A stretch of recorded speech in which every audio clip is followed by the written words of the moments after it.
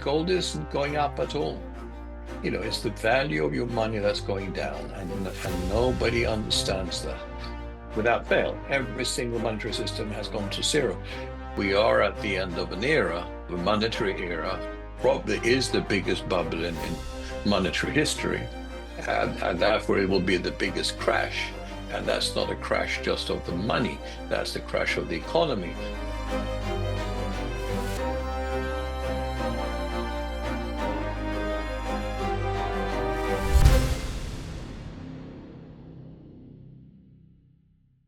So let's talk about that a little bit more, because you and I have certainly been expecting this.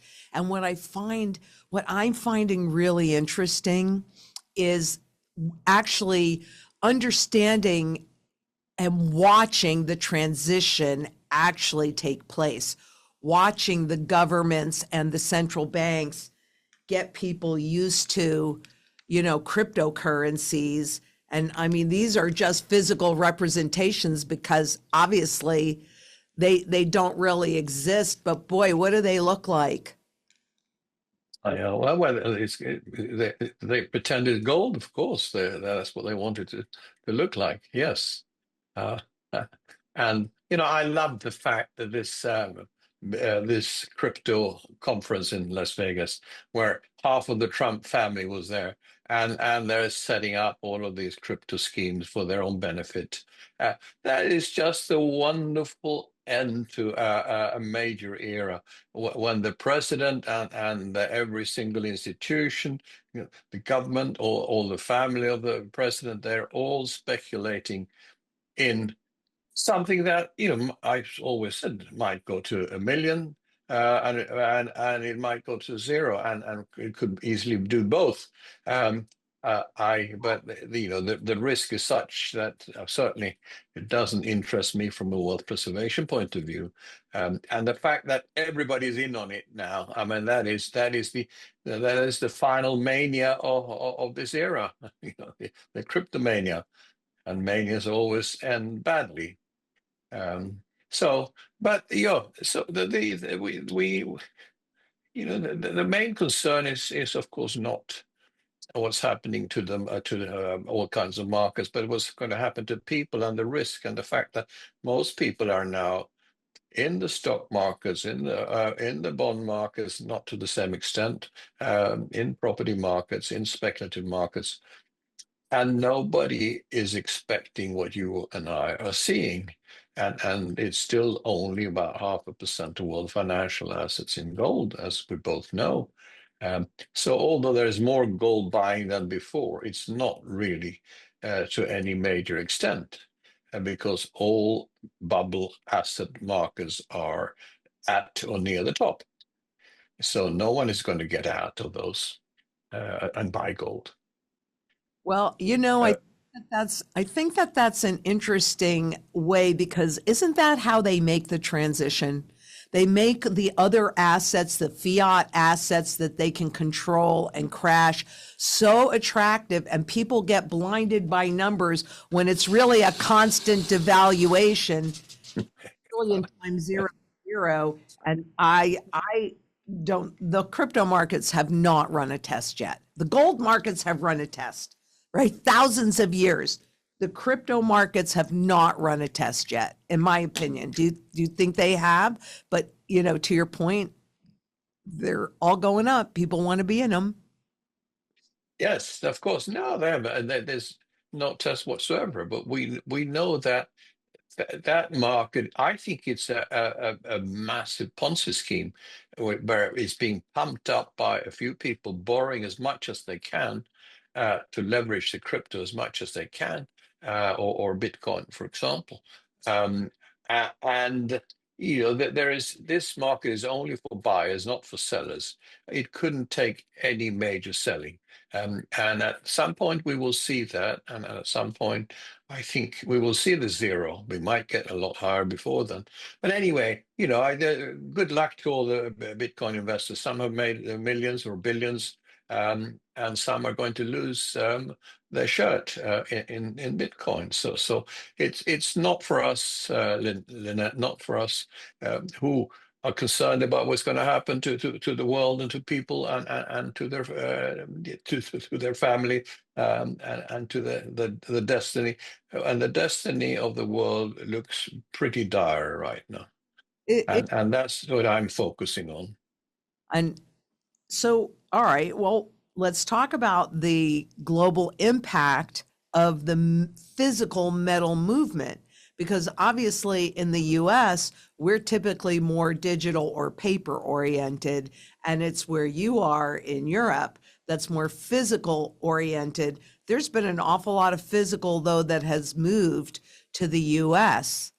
Why do you think part of that is? Because it hasn't really reversed. Have you seen it reverse and the metals move? No, no, I haven't. But I would say that there was a technical adjustment of COMEX stocks. I mean, there was a massive shortage there, and they had to balance that. I don't think it was a fundamental switch at all of gold to the US. Oh. No, we don't see investors moving from Europe or from Singapore or from Dubai or to the US with their gold. If you look at now, if you talk to, for example, the Swiss banks, Mhm.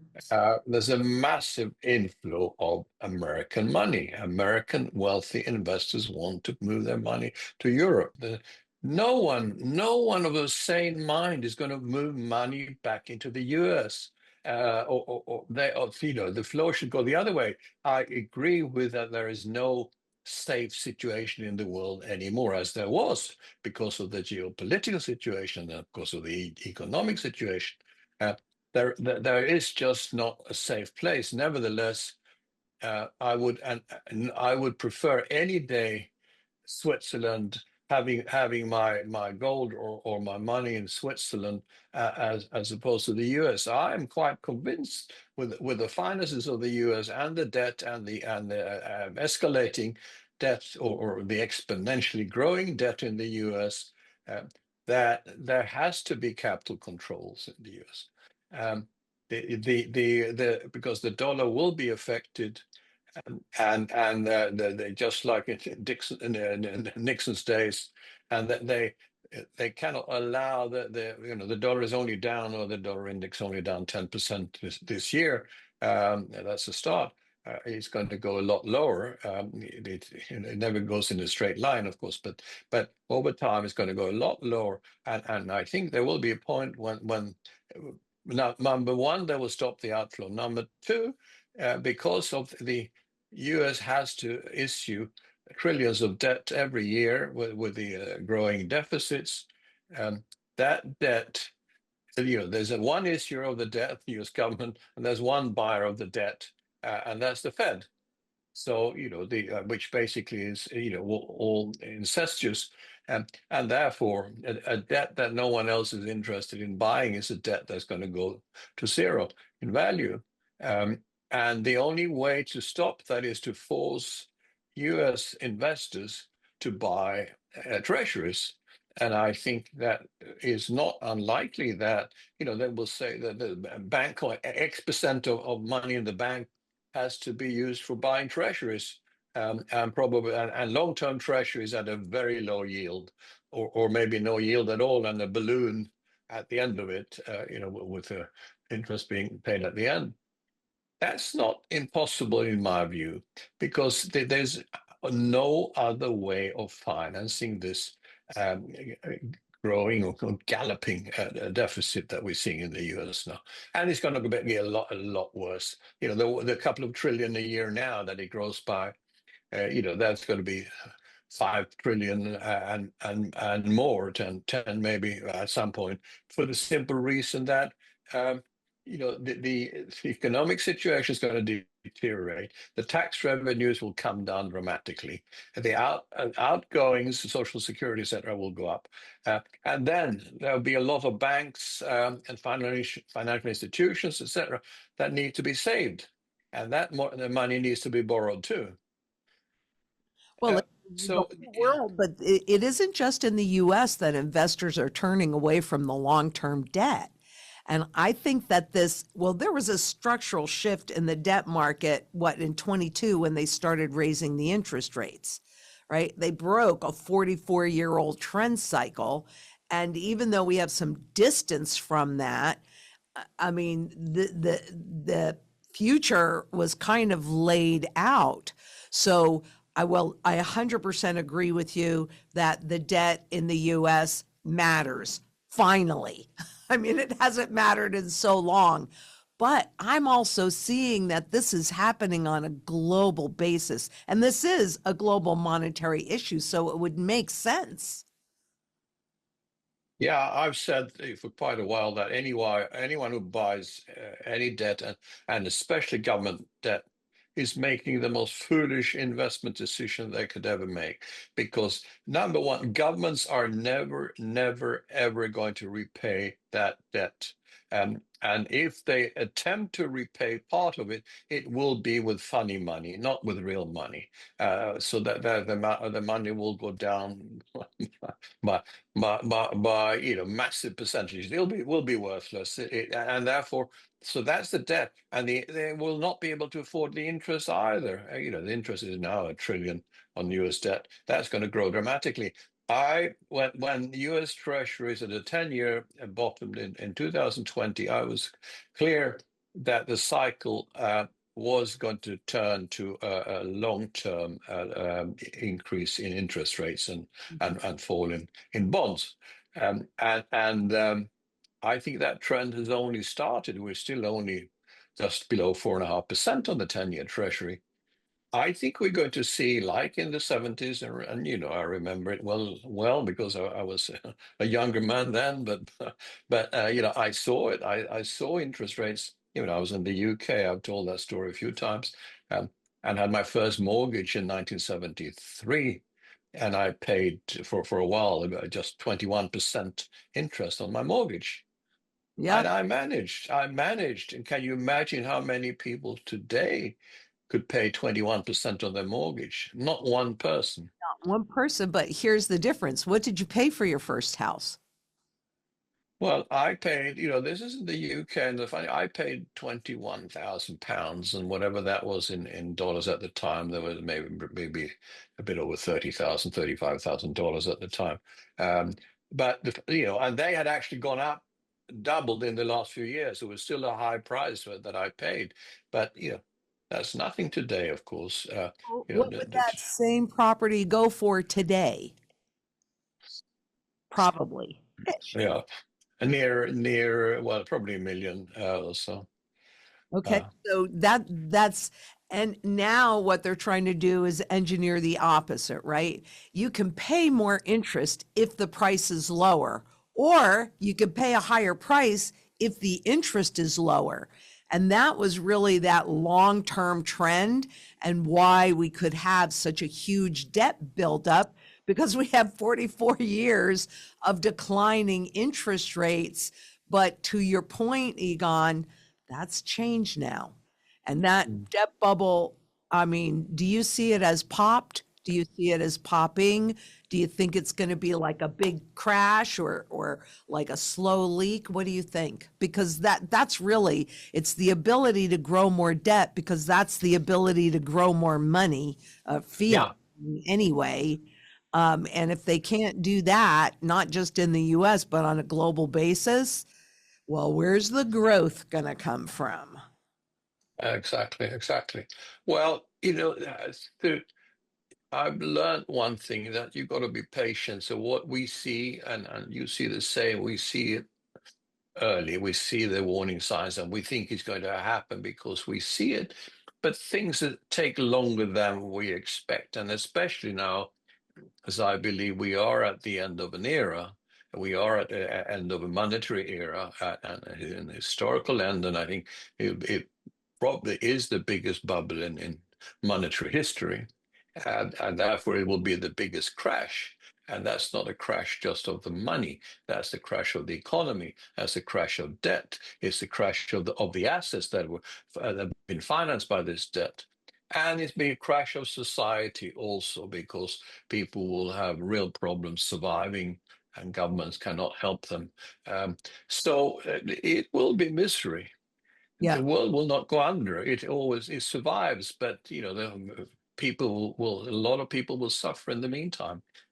And then we have the geopolitical side, which doesn't look pretty at all. Um, and the war in Ukraine is not going to end quickly. Trump is going to end it in a few days, as we know, and now he's almost pulled out of because he sees that the solution isn't that easy. And then, of course, the European leaders, which are as useless as all the leaders in the world today, especially in the West. I always say that leaders are instruments of the time. You get the right leaders for the right period you're in. So, for example, in the early 1980s, when there was an upturn in the economy, you had Reagan and Thatcher that were the right leaders of the time to really build on the strong up move in the economy. Now you have a bunch of leaders who are there to finish this monetary era. So they need to be as useless as possible in managing their economies and in their decisions about people's destinies, about money, about taxes, etc. And we're seeing the best example of that in the UK, which is now not just going to obviously it's a Labour government, but I mean it's now getting into a Marxist government. I mean they are really taking from the rich and giving to the poor. I mean I just heard, for example, on the radio, there are thousands of people coming across the channel from all around the world and wanting to come into the UK, and they pay big money to smugglers, going on little boats, and nobody stops them. Nobody can stop them, and it's a massive problem.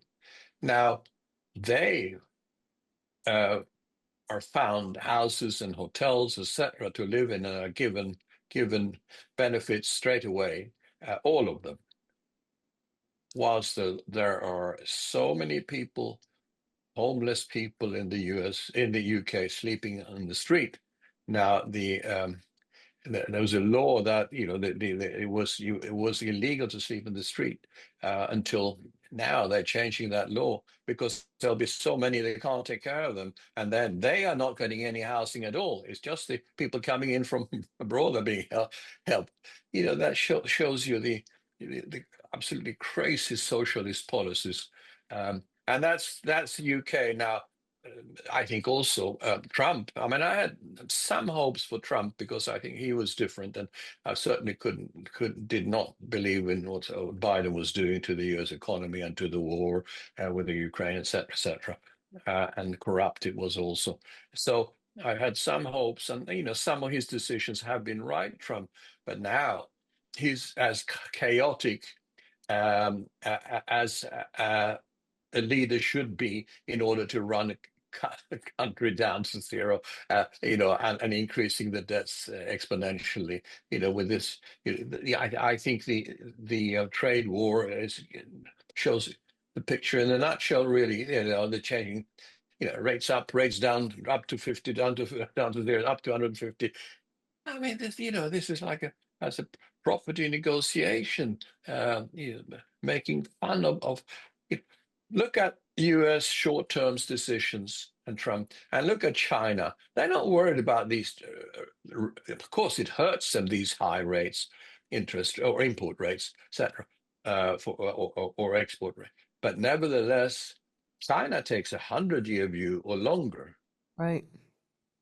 and that they don't have to worry about a 4-year election period and achieve it all, and issue executive orders that break the constitution, etc., in order to totally dominate the economy and take a lot of absolutely ridiculous decisions. So that's the advantage that China has. So they're not going to give in to um, uh, Trump's demands on tariffs. They're not going to give in. They're there for the long term. They know they'll be there long after the U.S. economy has collapsed. Well, I can agree with you on a lot of things, and one of it is certainly is the chaos that is not just in the US, but on a global basis. And inside of such a fragile world, I feel like we live inside of a house of financial cards, right? Just an easy house of cards. And can you be sure that something hasn't already broken in there, that has just not risen to the surface for the public to see yet? Because there are too many derivatives and this and that. I mean, all of this very complex, complicated accounting tool garbage that we can't really see what's happening with it. And it's a miracle to me that they started raising rates and we weren't seeing derivative explosions. But Mm. I mean, they're there. They've got to be there because of all the bets when interest rates were held at zero for 15 Yeah. years, you know? Yeah, absolutely. No, the I wrote articles, 2, 3 years ago now about the derivatives, and them, and they were over a quadrillion over 10 years ago. They were. And then the BIS, the Bank of International Settlement in Basel, did some hocus pocus and halved it.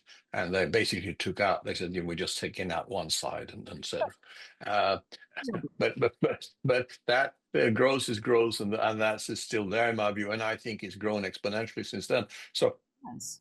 we don't see it in the figures because there's so many shadow banks, and shadow financial institutions outside the official institutions where it's measured. So I could see derivatives being at least a couple of quadrillion now. Well, Um, yeah, I agree. When before, the central banks were not super involved in derivatives before 2008. And even at that point, when I counted, it was 1.48 quadrillion. And that would have been yeah, probably about 2008 or nine when I yes, actually did yes, the counting at the yeah, biz. yeah, absolutely. No, and coming back to your point, do you think that there's not already some major problems in the economy? Yes, of course it is. I think it's broken. I had another article I wrote. I talked about the bancarotta. Bancarotta means broken bench, but it also means because the in in the Middle Ages, banking in Florence, where it started, it was done on a bench, and when the banker uh, couldn't pay back his debts, then they broke his bench. So that a bancarotta. So that's where the word bankrupt comes from. Bancarotta, broken bench, basically. Um, which we know banker is a bench and has also became a bank, of course. Uh, and I think the system is broken totally.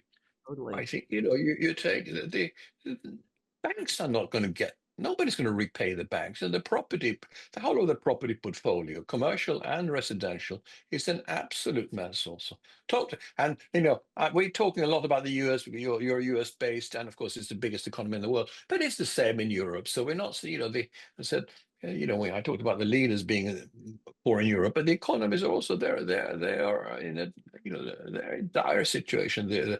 The whole of the European uh, uh, system, banking system, economies, etc. So we're all going to go. I mean, the West. This is the end of the Western era. I've said many times in the past that we'll have a period when now au pair girls come from au pair girls helping in families that they normally come from other countries, poorer countries. But I think there'll be a day when then the Chinese will have European au pair girls. That because it's as if we have the shift. The shift is we can see it morally, we can see it economically, and the whole of the BRICS movement that, of course, America or Trump cannot stand because it does moves the power away from debt financing to actually building up countries and institutions and industries. Uh, and that's what's happening in the BRICS countries. They will suffer too, of course, but they have a long-term view and they have resources. Um, and that shift is going to take place. And in the meantime, we'll have the biggest wealth destruction ever in the West that the world has ever encountered. And it will be a shock for everyone. It'll be a total shock. People are going to, as we know, they're going to buy the dips for a long time until they run out of money, and then they're not going to liquidate anyway because they say, "Well, I lost so much, I'll wait until it stops." And then so that's why, coming back to what you and I do, help people to preserve wealth with gold. Um, then a lot of people, will have a massive inflow into gold, of course, but it's only going to be marginal in relation to the total global financial assets because the gold market can't take it anyway. But if we go from 0.5% of world financial assets into gold to 1 or 1.5 or 2%, that will mean a massive increase in the value of gold, and it cannot be satisfied, this demand, as we know, by producing more gold, because we can't produce more than 3,500 tons from the mines every year. So it can only be satisfied by much higher prices. That's not a dream, that's reality, because we know that, and the central banks are gradually moving their reserve assets from dollars to gold. They're not going to do it overnight. They're not going to put pressure, too much upward pressure on the price. They're going to do it slowly, and but that's a move that's going to make gold go up by multiples, Lynette, by multiples. But I will Um, be looking at Wall Street to tell me what the true value of gold is. And as we both know, that's a paper market. That's easy to create as much gold as you want. Whereas in the physical world you and I live in, there's a finite amount of it. And in these transitions, you talked earlier about the crash, and yes, things are going to crash. We're going to see who has levered up so much that they cannot survive this crash. But then anybody that's sitting in physical gold would have opportunity, right?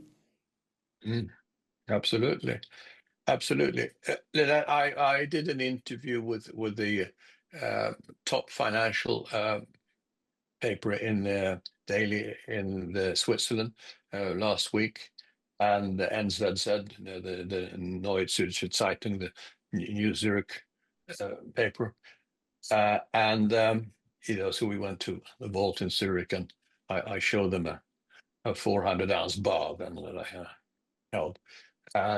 And just explain to them, because I mean I've done this before, but most people don't understand that this bar in 1971 cost $14,000. $14,000. It's 400 ounces, 12 kilos, um, and that was when gold was $35 an ounce, before Nixon closed the gold window. Now today, that bar is worth just under $1.4 million. So that's up almost 100 times since 1971. And as we try to explain and keep telling investors, gold isn't going up at all. It's the value of your money that's going down, and nobody understands that. And the government doesn't want to tell you that, because it does show their absolutely useless management of the economy. If they say, "Well, sorry, the value of your money is going down in your pocket," as Nixon said, the value of your dollar is still going to be the same after we close the gold window. Yes. So, As long as uh, you buy American, that's what he yeah, said. And also when Johnson took the silver out of the gold, yeah. out of the money, they said, and this will buy this. I mean, that's always the promise. This is the same. That's why they're doing this, because they want people to think that they're the same. They're not the same. They're not the same. No, this is used in one sector of the global economy and really primarily for speculation, though I'm definitely open to learning the other functionality, but this is used in every single sector of the global economy. And Mhm. really, at the end of the day, it is a supply and demand story. Yeah, totally, totally. And Absolutely. and and and fiat money, you have unlimited supply. And gold, you have a limited supply. But also people try to compare with Bitcoin, and it's got this the same protection against inflation. But the gold is nature's money. It's the only money produced by nature. That's why it has survived. That's why it's still money, and it's going to remain money. And that's for 5,000 years. I cannot see Bitcoin lasting 5,000 years and still calling it money, as some people try to do today. You know, and that's the difference. Nobody understands the relevance and the importance of history Yeah. and tradition, Yeah. and Time is the fact that something has been money for so long. It's obvious that there's not going to be a quick alternative to that. No, there isn't, but I find it really interesting because for me, Bitcoin was and is a Trojan horse. And I love how they just keep making them look like gold, but that's to get us into the full surveillance system. And the other thing that I've been watching, and I get a lot of questions on this, so I'd like to get your take on it, is on tokenization, where they can take all physical assets, and boy, do they want to get their hands on the gold and turn it into tokens that are easily traded. They're just digital representations, but it also gives full access to private wealth. That is a concern of mine, and I personally will not, if I have a choice, I will not choose to tokenize any of my wealth or assets. But this is something that people don't realize how far along banks are in tokenization. All the deposits are already Yeah, turned into tokens yeah, yes. right around the world. Do you have any input or any thoughts on because that brings in a ton more collateral into the Yeah. system, which means lots more debt and leverage. Is that a way that they can keep this game going? Yes, of course they will. I mean, they will try all the tricks in the books. They will come up with new money, the dollar number two, which will obviously be digital of some kind. I don't think it'll be Bitcoin, but No, I it don't. will be some digital money. And then they will put the debt aside and say that this debt is now, we forget about that debt. We write it off. We don't never need to repay that because we have a new monetary system now. Um, the problem is that you cannot get rid of debt. I mean, you can cancel debt, but if that debt is backed hundreds of trillions of assets, if you put the debt aside, those assets are going to lose the same percentage of their value as the debt does. Um, and therefore, because the debt was backing all of those assets in an incredibly leveraged fashion, Right. um, and therefore, there'll be an implosion of assets. And we know we have bubble assets today. You take ce- central bank gold. Total central bank gold in the world is about 36,000 tons. Not a lot. Um, and the value of that is just a bit over $3.5 trillion. The value of Microsoft is $3.5 trillion. And that shows you one US corporation is worth as much as all the central bank gold in the world that is backing the monetary system. Hey, then you realize that something is wrong in relative values in the world. And then you realize that gold needs to be revalued by multiples to adjust for this total incorrect ratio between bubble assets and real money. And that's going to happen.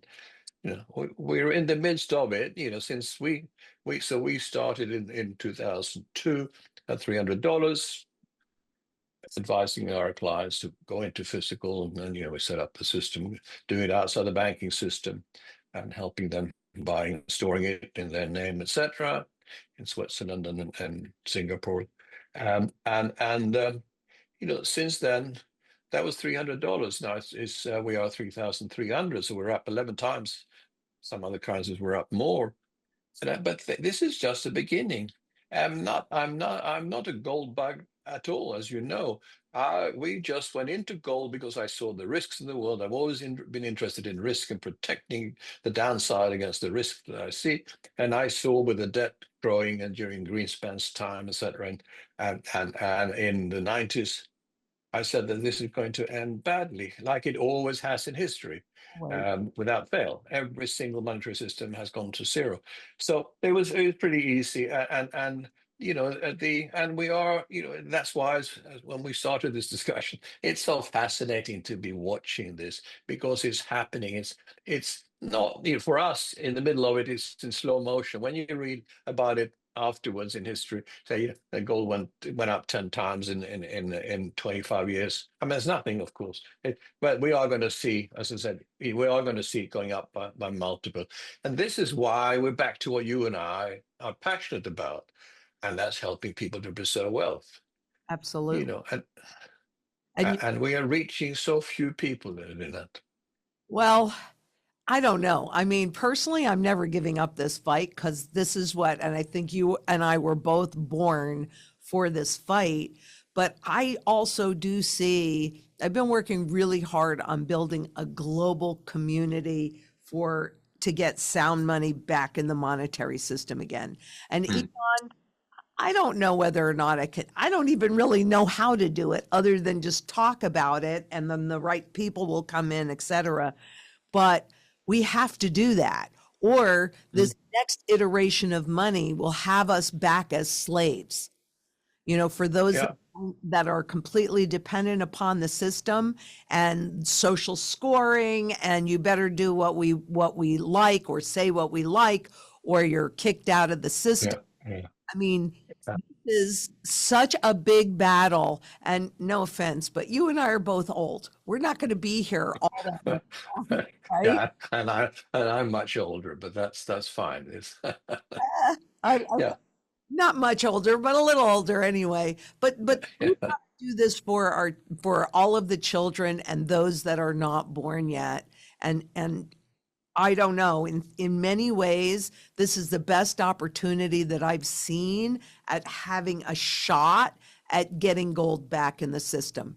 It has value Mm. because yes, it's got the history, but it's also got that rarity and it's got that functionality and it runs no counterparty risk. All this other stuff is complete counterparty risk, right? Mm. Mm. Yeah. No, it's of course we are reaching people, but yes, as I said, we're still only at 0.5% of world financial assets.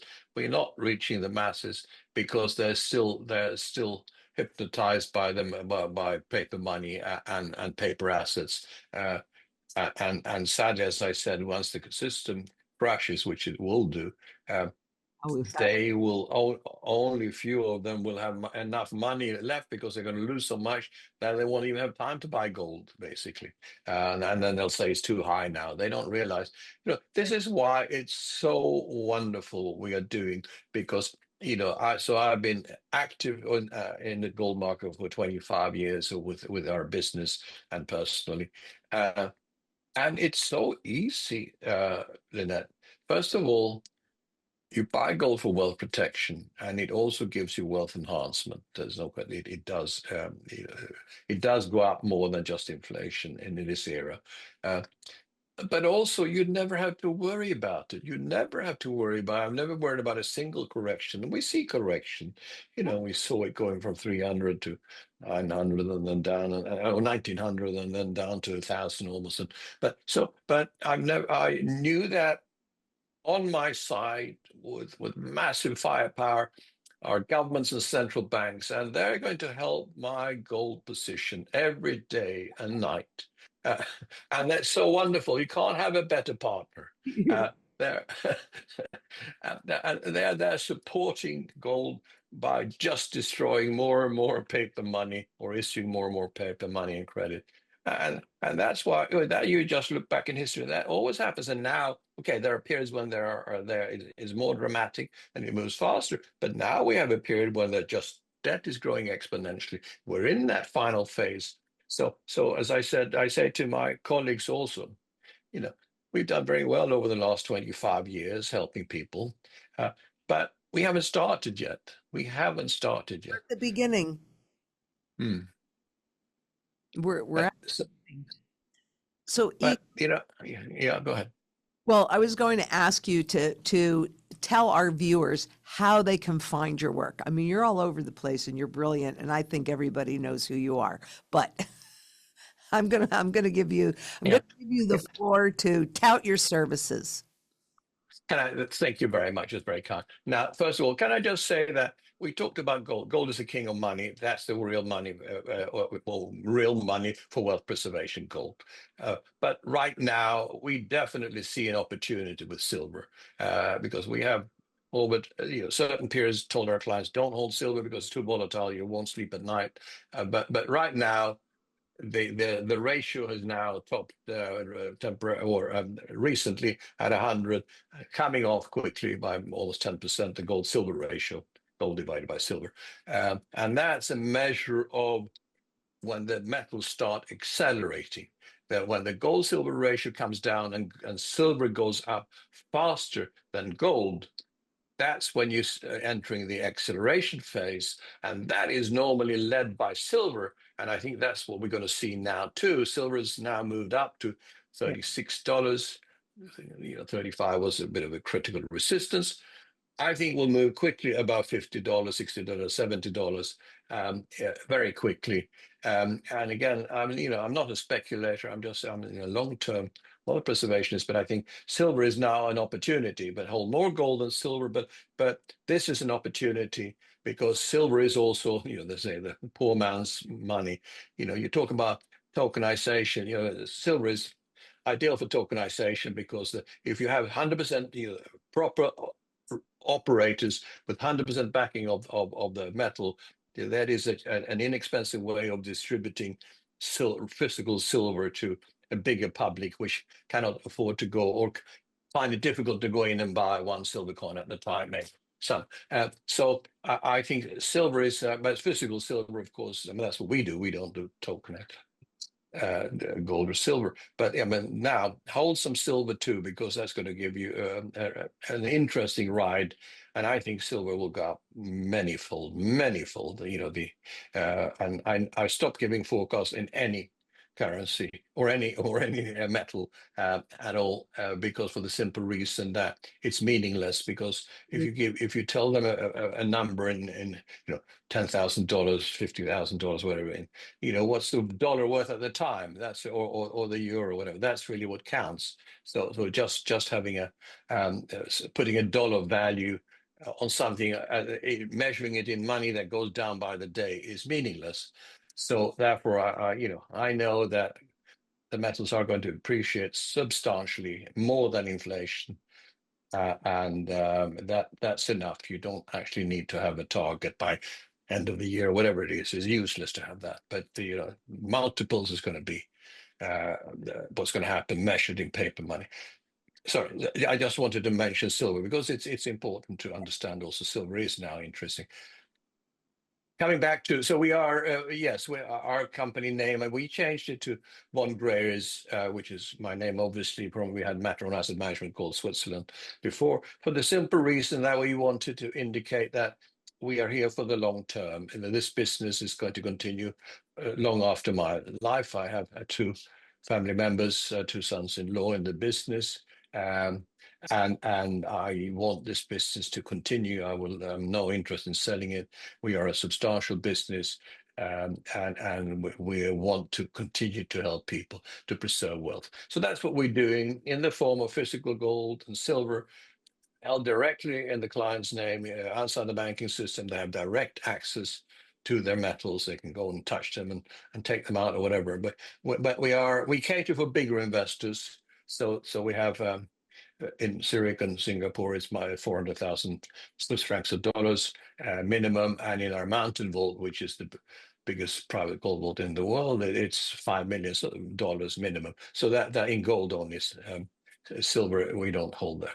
So that's big minimums, and it's not for everybody. But we can refer people to to others like yourself, etc., that do it for smaller amounts also, because I think it's whether people go to us or to you. The most important thing is not that they become our clients. The most important thing is that they protect themselves Yes. with gold or silver. That's with a reputable institution or a company that can help them with this. That's very important, because there'll be a lot of jokers, especially now as gold and silver goes up. Everybody will be selling gold and silver, and that's very dangerous. You've got to know they have to have a history and integrity, and understand where they come from. And people like yourself and myself, or our company that has a long history in the market. So that's what we do from Zurich. People can give us a ring, go to our website, which is von Greyerz.gold, or just VG, like the initials, VG.gold.